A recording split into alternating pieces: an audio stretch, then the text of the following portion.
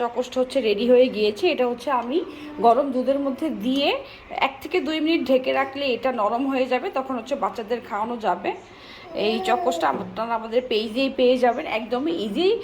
2 বছরের নিচে হচ্ছে বাচ্চাদের সরাসরি গরুর দুধ না দিয়ে 1 বছর প্লাস যাদের, তারা হচ্ছে এভাবে ফিরনি বা চকোসের সাথে বা পুডিং বানিয়ে হচ্ছে বাচ্চাদের দুধটা খাওয়াতে পারেন। সরাসরি গরুর দুধ দেওয়া যায় না 2 বছরের নিচে। কি হয়েছে, কি কি কি আর 1 বছরের বাচ্চার নিচে যারা, তারা হচ্ছে ফর্মুলা দুধ দিয়ে বাচ্চাদের খাওয়াতে পারেন।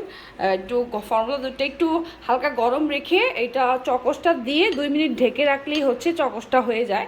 1 বছর প্লাস যারা, অনেকে হয় না গরুর দুধে অ্যালার্জি থাকে, তারা হচ্ছে এই পদ্ধতিটা ইউজ করতে পারেন। এটা বিকালের নাস্তা হিসেবে অনেক ভালো।